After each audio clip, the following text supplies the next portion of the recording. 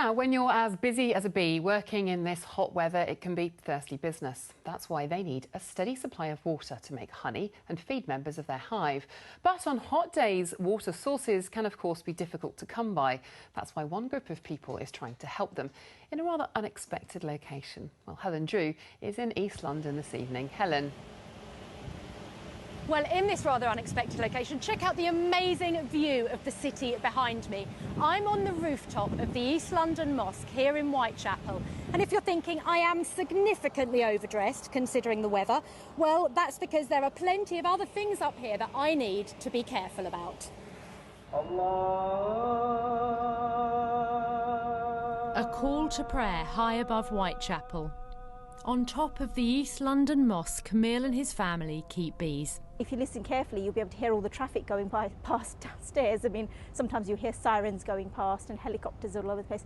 But when you're doing the beekeeping, it's like it's two different worlds completely apart from each other, and it's quite ironic sometimes. You almost get caught out when you hear a siren going past or something like that. It's almost, oh, we're in the city. Oh yeah, I forgot. The idea came about because Camille has bad hay fever.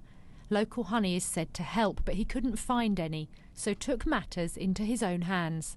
They started with just one colony up here in 2011, which was around 30,000 bees. Now there are over 400,000. This is the lady in charge. In the height of summer, the queen bee lays over 1,000 eggs every day. And just like us on a hot day like today, bees enjoy a cool shower. I gave a talk about bees in my biology class. We even brought in some bees to demonstrate. They're quite amazed by it, and they really love the fact that I do beekeeping, and we give them honey as well sometimes. The family says the location of these hives works perfectly with their religion. Within Islam, we're actually told to be concerned with nature. So I think this is something which not many people do nowadays, especially here in London. We sort of become detached from nature. And this is something that we wanted to get people thinking about and reintroduce them to nature. So with the bees, they provide this pollination service to the community for free. And they do that within a 3-mile radius of the area we're in.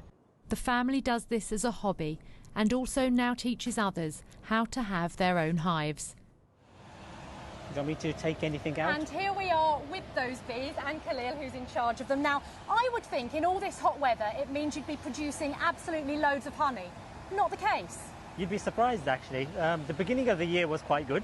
We had a bit of rain at the beginning and the flowers were coming out. It was perfect weather for the bees.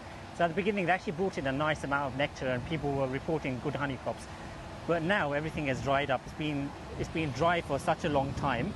We haven't had substantial rainfall. So the nectar in the flowers is drying up at the moment. So unfortunately, although it's quite hot, we need a bit of rainfall in order to bring that nectar again. And shall we just have a little look at some of these bees while we're chatting? Live on air, what could possibly go wrong? Now tell me, once this honey is produced, what do you do with it? Well, the honey from the mosque actually remains within the mosque normally, so we don't actually sell the honey at all. We give a certain amount to the mosque, and then what they do is they give it to their distinguished guests or, just special people that come to the mosque to visit. Like who? The last person that came to the mosque and we gave honey to was actually Princess Anne. So Princess Anne came down and she was the last person to receive some honey from the mosque. And Thank you very much. And the very first pot of honey that was ever produced from this rooftop, they auctioned off as part of a mosque fundraiser, and it fetched £2,000. How great. You're braver than me, Helen. Thanks very much indeed.